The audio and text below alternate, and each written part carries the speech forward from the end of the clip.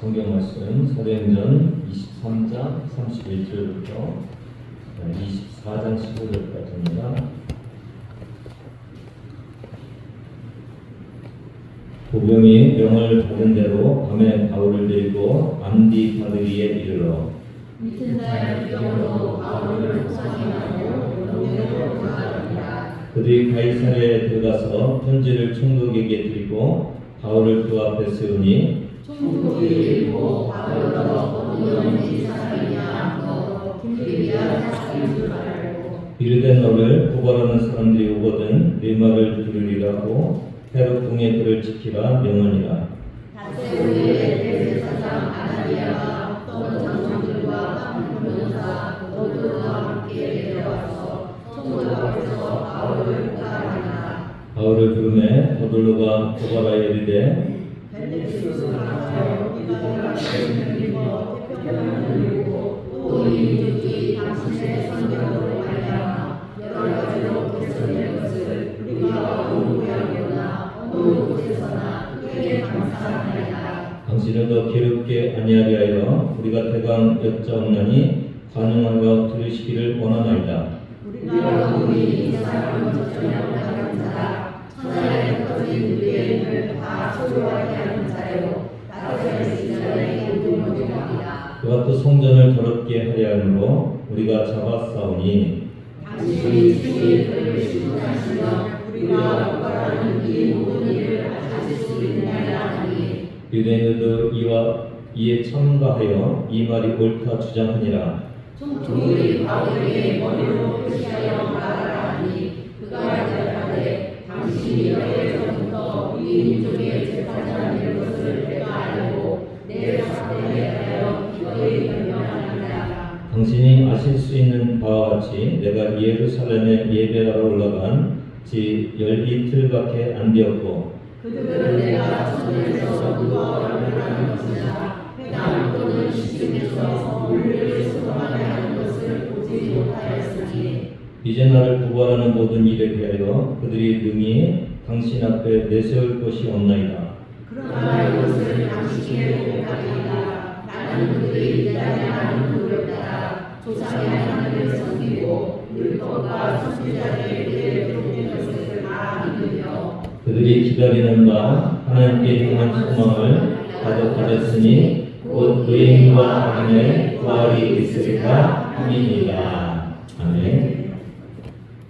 길을 가던 나그네가 가수원을 보게 되었습니다. 그는 농부가 멀쩡하게 잘 자란 나뭇가지를 날카롭게 톱으로 사정없이 자르는 것을 보았습니다. 나무가 잘려나간 곳에는 수액이 눈물같이 이렇게 흐르고 있었습니다. 나그네는 생각했습니다. 어찌 저렇게 살아있는 가지를 잔인하게 자를 수 있는가? 농부는 나무를 사랑하지 않는 것이 틀림이 없다. 나무를 병들게 하고 망치는구나. 이렇게 생각을 했습니다. 하지만 여러분 아시지만 농부는 누구보다도 나무를 사랑했습니다. 쓸데없이 양분만 빼앗는 가지를 잘라낸 것이고 햇빛을 가려서 열매를 맺을 수 있는 가지의 성장을 방해하는 가지를 잘라낸 것이죠. 지금 볼 때는 당장 막 무자비하게 잘라낸 것 같지만은 영양분이 가장 중요한 곳으로 흐르고 열매를 튼튼하게 만들 수 있는 가지를 위해서 그렇게 한 것이죠. 그러니까 여기서 잘라내면 파괴가 아니라 더 풍요로움을 줄 수 있는 사랑의 수술 같은 것이었음을 알 수가 있습니다. 사도 바울이 이렇게 보면서 선교를 위해서 하나님으로 또 쓰임받은 자잖아요. 근데 일부는 오해를 해서 쓸데없는 자라고 이렇게 말하면서 고발하고 있는 이런 모습을 우리가 보고 있습니다. 사도행전 23장 31절 같이 읽습니다. 시작. 보병이 명을 받은 대로 밤에 바울을 데리고 안디바드리에 이르러. 이 안디바드리 들어보셨나요? 이 지도를 보면은 예루살렘과 지금 어디로 가고 있어요? 가이사랴 총독이 있는 곳을 가잖아요. 거기 한 중간 정도에 이렇게 있죠. 그죠? 안디바드리. 근데 누가 바울을 데리고 갔다고 돼 있어요? 보병이 뭐예요? 보병이 군대 안 가신 분들만 얘기해 보세요. 보병이 걸어가는. 그러니까 사도 바울이 보병과 함께 갔으니까 걸어가는 거예요? 아니면 뛰어가는 거예요? 걸어간 거죠. 걸어간 거. 근데 이 거리가 한 90에서 100km 정도 되니까 이동 거리가 한 3일 정도 걸린다고 그러는데 저번에 우리가 새벽 한 3시 정도에 떠났을 거라고 이렇게 예상을 했더니 근데 지금 밤에 맞아요. 밤이죠. 그러니까 새벽 3시에 가갖고 밤이면은 저녁 최소 6시면 됐잖아요. 그러니까 새벽 3시에 가갖고 밤 6시까지 걸었다면 몇 시간 걸은 거예요? 15시간. 15시간을 걸은 거예요.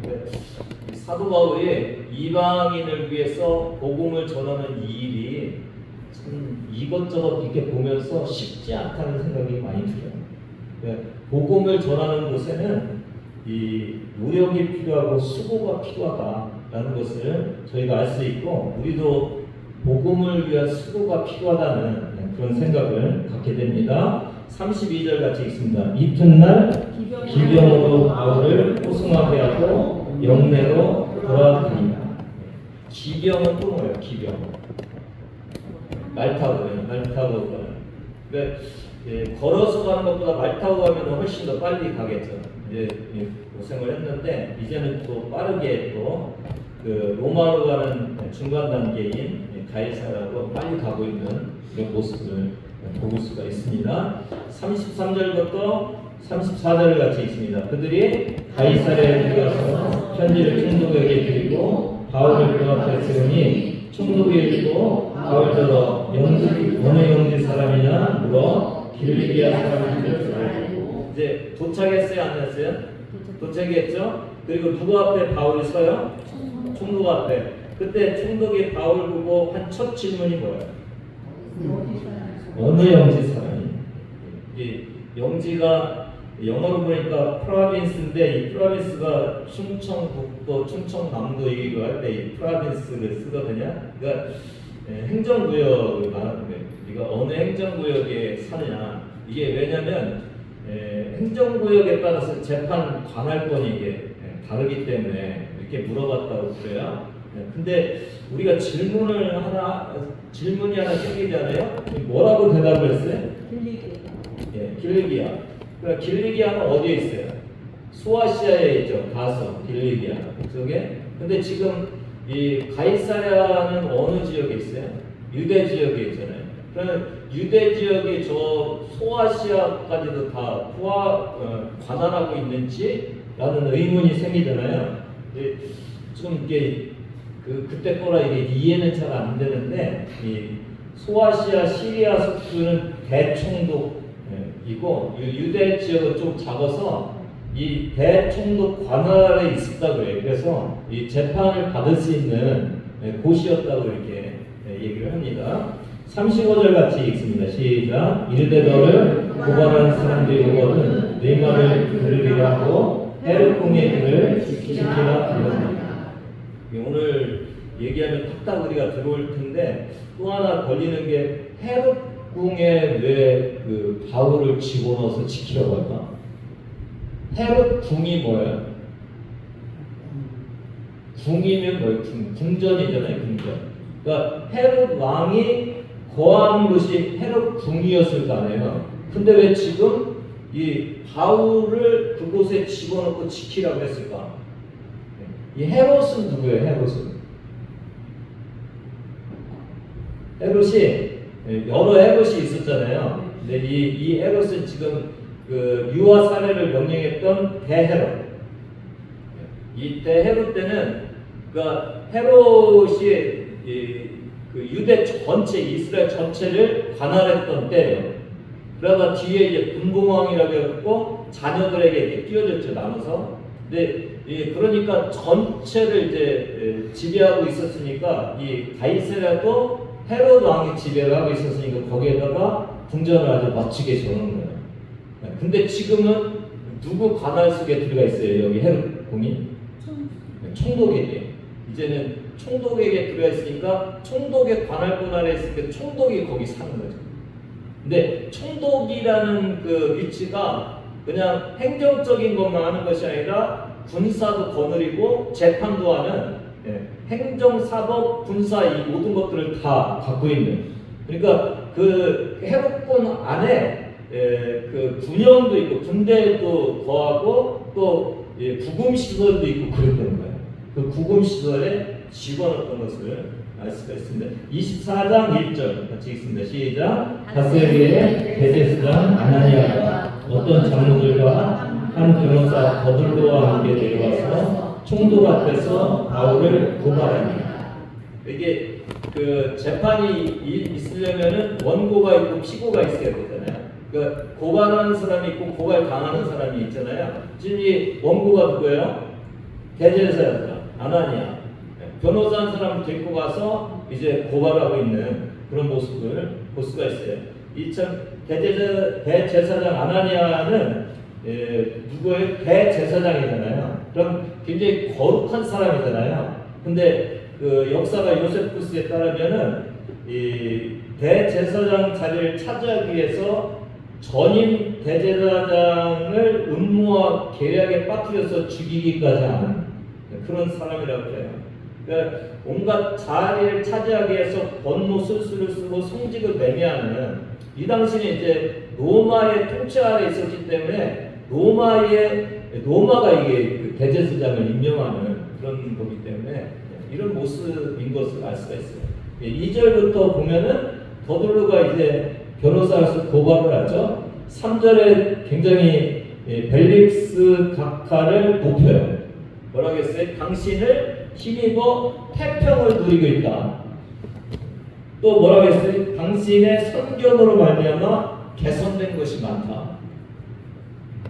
그래서 이 모양 저 모양으로 어느 곳에다가 크게 당신을 감사합니다. 누가 얘기했어요? 더둘로가 누구한테요? 총독한테. 네, 이렇게 보면 벨릭스 총독이 굉장히 통치를 잘한 것 같은데, 이건 이제 법정에서 재판을 하는 그 재판관과 같으니까 잘 보이려고 하는 그런 얘기예요. 이 벨릭스라는 사람은 누구냐면 로마 역사가 타키투스에 의하면은 벨릭스와 형은 원래 노예였다고 해요. 놀랍죠? 노예였는데 뭐가 됐어요? 총독이 됐어요.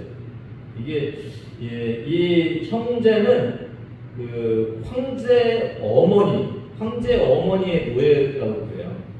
그런데 이게 노예 해방이 된 거죠. 노예를 해방시켰고, 근데 이 총독까지 이렇게 오를 정도면 굉장히 보통 일은 아니고 이례적인 일이었는데, 어떤 일이 있었냐면은 이 형 벨릭스의 형 팔라스가 클라우디우스 황제, 그 당시에 그 황제의 총애를 받는, 그래서 재정을 담당하는 재정 비서관이었다고 그래요. 그러니까 막대한 부와 권력을 쌓은 거죠. 그걸 통해서 그 후광으로 이제 벨릭스도 유대 총독으로 이렇게 온 거예요. 여러분 보세요. 지금 이게 벨릭스 총독의 모습을 보면서 뭐를 좀 좋아할 것 같아요. 재정을 막 긁어 모으는 걸 보면 돈을 좋아하고, 뭔가 수완을 써갖고 뭔가 노예 과정에서 총독까지 이렇게 간 그 모습.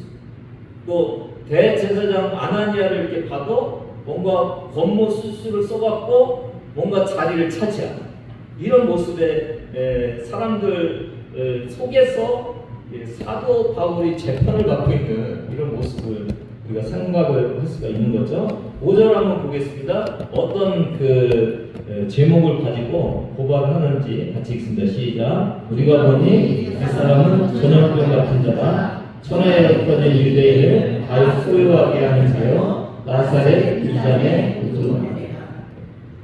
바울을 고발하는 세 가지 재판이니까 조금 여러분이 그냥 무슨 걸 가지고 이렇게 재판하는지 좀 보세요. 첫 번째는 뭐냐면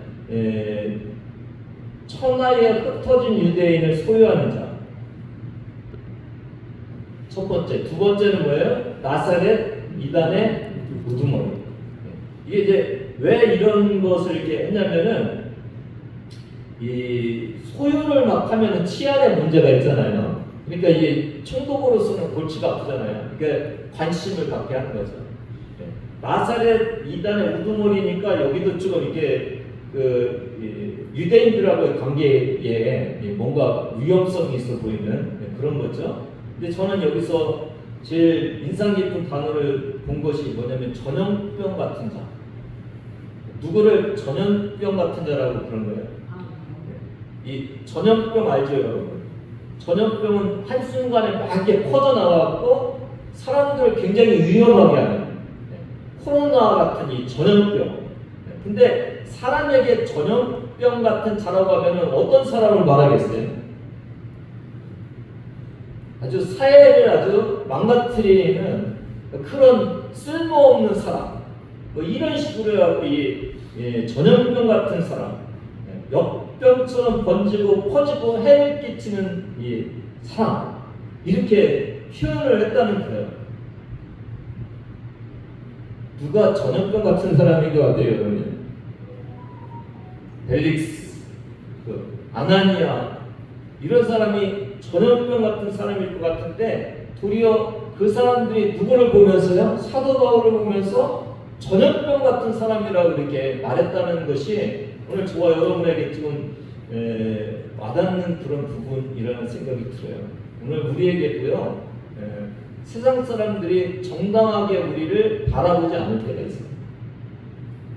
예수 믿는다는 것 때문에 우리가 이렇게 어렵고 힘든 상황에 놓일 수가 있어요.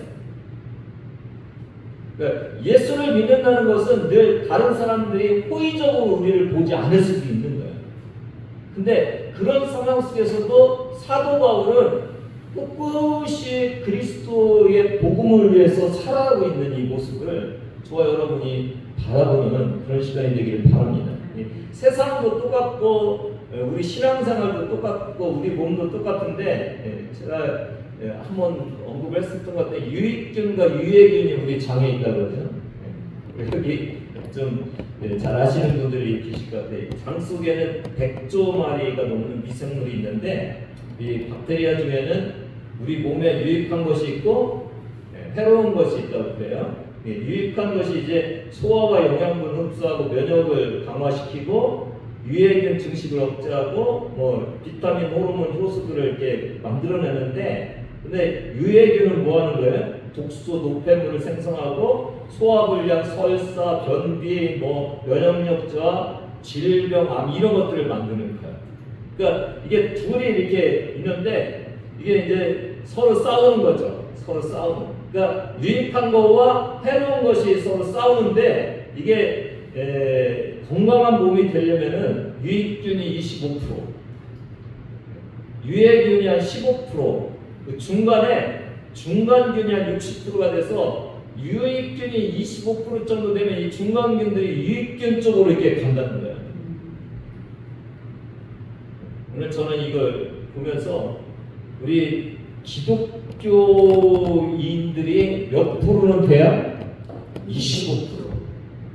아주 영향력 있는 기독교인이 25% 정도 돼야 아주 기독교를 반대하는 15% 정도의 사람들을 물리치고 이 땅을 기독교인의 영향권 안으로 들어가게 하는 그런 영향을 할 수 있다는 거죠. 늘 이 사회와 우리 신앙생활 늘 반대와 부딪혀서 싸우고 있는 그런 모습인 거죠. 근데 여러분 생각해 보세요.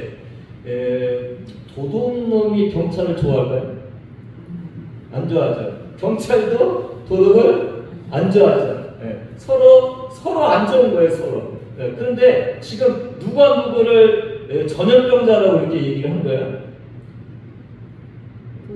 대제사장 쪽이 전염병자라고 했어요. 그러니까 여러분 생각을 해보세요. 그러니까 우리가 기독교인인데 우리를 좋게 보면은 우리가 기독교인으로서 반대하는 사람들에게 어떤 모습으로 비쳤길래 우리를 좋아할까? 그러니까 역으로 말하면은 기독교인은 어떻게 보면은 반대 세력이 있고 우리를 전염병자라고 보여야 되는 그런 위치에 있는 사람들인 거죠. 그러니까 예를 이렇게 생각을 한번 해보세요. 여러분, 예, 도둑이 좋아하는 경찰 어떤 경찰이에요? 예, 도둑 쪽에서 있는, 그렇죠? 그러니까 우리를 좋아하는, 우리를 반대하는 사람이 우리를 좋아한다면은 우리가 혹시 어떤 모습의 신앙인일까를 우리가 좀 생각해 볼 필요가 있어요. 이 전염병자라는 것이 우리를 한번 바라보게 하는 그런 귀한 어떤 그 단어라고 이렇게 생각이 되죠. 여러분, 그리스도인이라는 것도 마찬가지예요. 어디에서 처음 시작됐어요? 그리스도인이라는 단어가 안디옥이었어요. 이게 처음에 자신들 기독교인들이, 우리가 기독교인이라고 하는 것이 아니라 이방 사람들이 보면서 저들이 기독교인이라고 이렇게 얘기했다는 거 아니에요. 그러니까 이게 뭐냐면 좀 비꼬는 말이에요. 비꼬는 말. 아이고, 예수를 왕으로 섬기는 이상한 놈들, 그런 의미예요.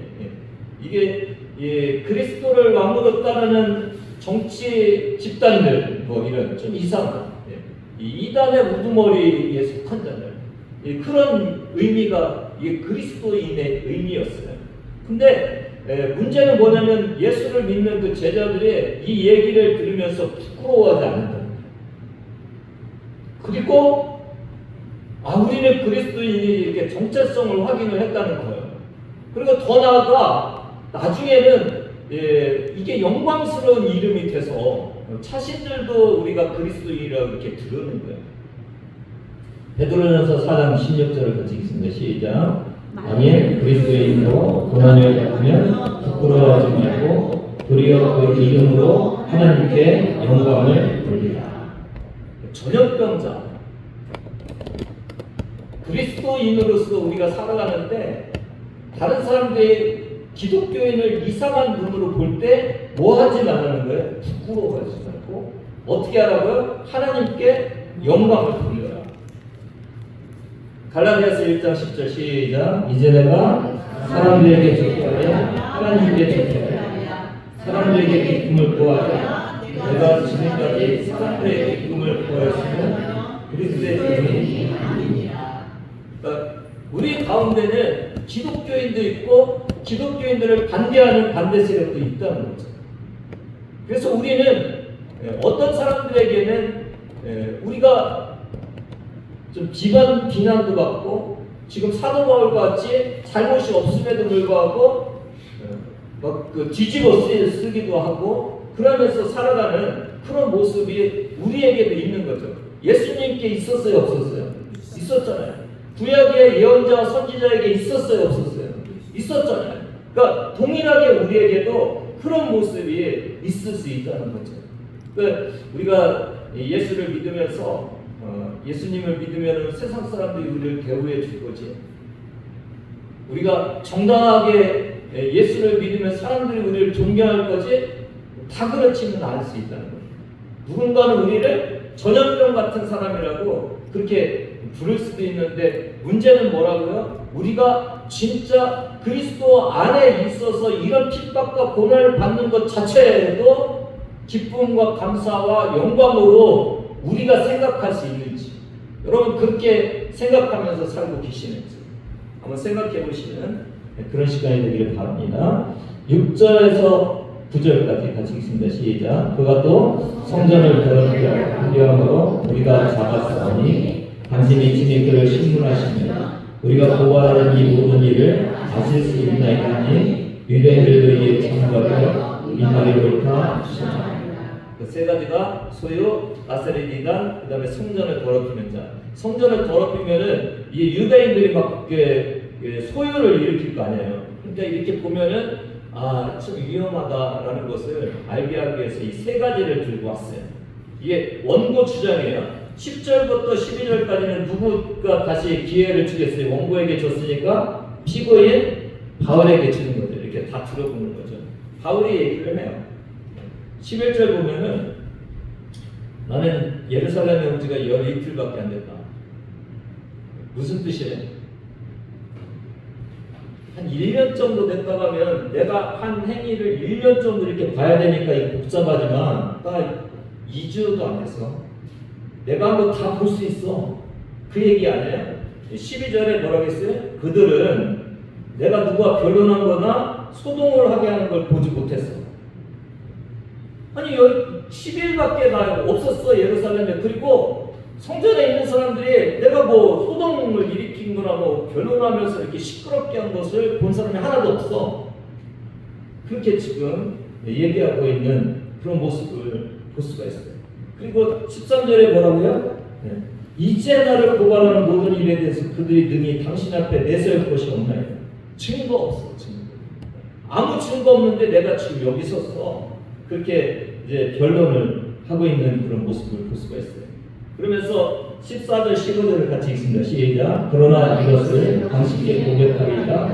나는 그들이 이단이라는 도를 따라 조상의 하나님을 섬기고 율법과 선지자들의 글에 기록된 것을 다 믿으며 그들이 기다리는 바 하나님께 향한 소망을 다도 가졌으니 곧 의인과 악인의 부활이 있으리라 하니. 저는 이 보면서 조상의 하나님, 유대인들이 믿는 하나님이에요. 맞죠? 네. 조상의 하나님, 저들이 믿는 하나님을 다 믿어. 근데 율법과 선지자들의 글에 기록된 것을 다 믿어. 이게 뭐예요? 구약이죠. 그때 구약 나도 믿어. 15절 분명히 그들이 기다리는 바 하나님께 향한 소망을 나도 가졌다. 그러니까 저들하고 나하고 똑같은 하나님을 믿고 똑같은 성경을 가지고 있고 똑같은 하나님께 대한 소망을 가지고 있는 내가 틀린 사람이 아니야. 나도 정상적인 신앙생활을 하고 있어. 이렇게 고백하고 있는 그런 모습을 볼 수가 있죠. 그러니까 나한테는 아무 문제가 없어 이렇게 얘기를 하는데, 저는 여기를 보면서 또 하나 이 사도 바울이 복음적인 입장에서 말을 했지 않았을까? 부활에 대해서 총독들과 그 재판관에 있는 복음이 들려지지 않은 사람들을 위해서도 이 얘기를 했을지 않을까. 그래서 사도 바울의 복음의 열정, 기회 있을 때마다 어떻게든지 복음을 전하려고 하는 이 모습을 좀 우리가 또 한번 바라봐야 되는 그런 이 말씀인 것을 알 수가 있어요. 저는 오늘 제목을 전염병 같은 자라는 제목을 가지고 오늘 말씀을 같이 나눴습니다. 여러분, 아까 이 유익균과 유해균이 있고, 유익균이 25%를 차지하지 않으면은 유해균에 의해서 지배당하고, 우리가 어려운 상황 속에 들어가는 것 같이 우리나라에 25%의 진정한 그리스도인들이 있느냐 없느냐에 따라서 우리나라가 진짜 그리스도 기독교 교회의 영향권 안에서 선한 영향력을 끼칠 수 있는지 없는지를 우리가 알 수가 있는데, 늘 유해균의 공격 속에 우리가 있다는 거죠. 오늘 저와 여러분이 이 25%의 기독교인으로서의 삶을 살아가는 것은 어떻게 보면은 유해균과 유익균의 싸움 속에서 있듯이, 우리도 우리를 반대하고 있는, 우리를 좋게 생각하지 않는 사람들과의 어떤 경쟁 속에서, 싸움 속에서 살아가는 그런 존재들이죠. 맞죠, 여러분? 근데 저와 여러분이 기독교인으로서 그런 야성을 가지고 지금 살아가고 있는지 좀 한번 생각해 볼 필요가 있을 것 같아요.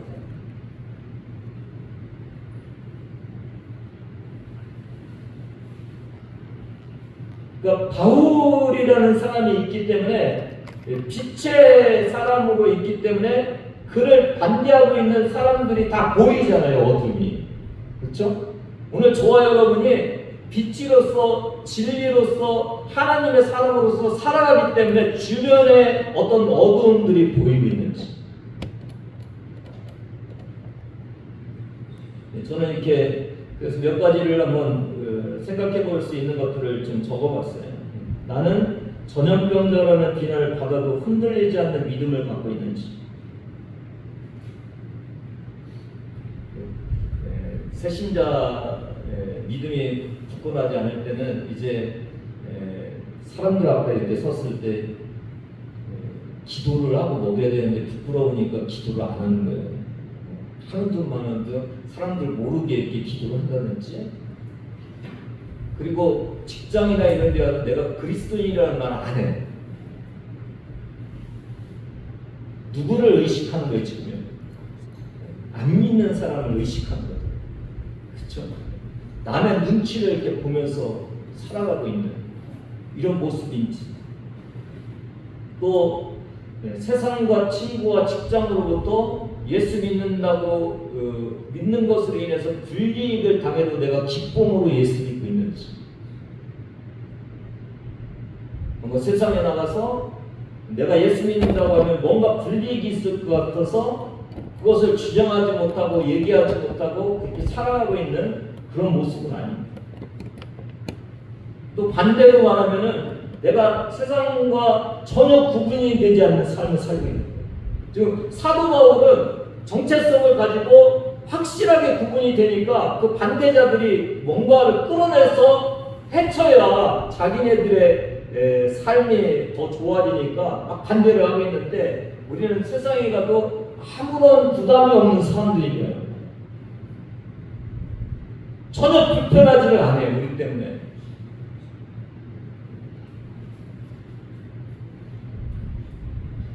나는 뭐 가족 안에서 또 불신자들도 있고 그런데 이 가족 안에서 가족의 평안을 취하기 위해서 내가 그들의 입장에서 이렇게 살아가고 있지는 않는지, 이런 모습을 우리가 좀 보면서, 또 복음을 전하는데 힘쓰고 있는 이런 모습을 보면서 오늘 그리스도인으로서 우리가 야성을 가지고 사도 바울 같이 전염병자라고 말을 듣고 재판에 회고되고 고난당하고 어려움당하고 있는 그 모든 것을 우리가 다 이렇게 좀 꺼려하면서 우리는 그런 것을 안 하고 그냥 평안하게 안전하게 신앙생활하다가 그냥 가고 싶은 그런 마음으로 우리가 신앙생활하고 있지 않는지 다시 한번 생각해 보면서, 전염병자라고 들어가면서 최선을 다해서 주님을 위해서 복음을 전하고 있는 이 사도 바울을 통해서 저와 여러분이 오늘도 도전받는 시간이 되기를 바랍니다. 다른 사람들이 우리를 싫어하더라도 그게 우리에게 가장 중요한 것은 아니고, 우리는 주님의 일을 위했고 주님을 가장 기쁘시게 하는 것이 우리에게 가장 중요한 일임을 다시 한번 인식하면서 그리스도인으로서 살아가기 힘쓰는 저와 여러분 되기를 주님의 이름으로 축복합니다. 하나님 아버지 감사합니다. 전염병자가 돼도, 하나님 미친 사람이라고 말을 들어도, 하나님 이단의 우두머리라고 말을 들어도, 그래도 그것이 우리의 기쁨을 하나님 주는 하나님의 사람으로서의 정체성이 있는 것임을 우리가 깨달을 수 있도록 인도하여 주셔서, 하나님 예수 믿으면서 무엇 때문에 우리가 즐겁고 무엇 때문에 행복하고 무엇을 위해서 살아가야 되는지를 오늘 이 전염병 같은 자라는 이 언어 단어를 통해서 다시 한번 생각해보고 진정한 그리스도인으로서의 삶을 주님 앞에 살아내는 그런 주의 자녀들 될 수 있도록 은혜 내려 주시옵소서. 감사드리며 예수님의 이름으로 기도드리옵나이다. 우리를 위해서 우리 때 은혜와 하나님 아버지의 무한하신 사랑하심과 성령님의 감동감과 역사하심이 오늘 전염병자라는 말을 들어도 기쁨과 감사함으로 담대하게 나갔던 바울과 같이 우리도 그리스도인으로서의 삶을 당당하게 살아가기를 원하는 주의 자녀들 머리 위에 지금부터 영원까지 함께 하시기를 간절히 축원하옵나이다. 아멘.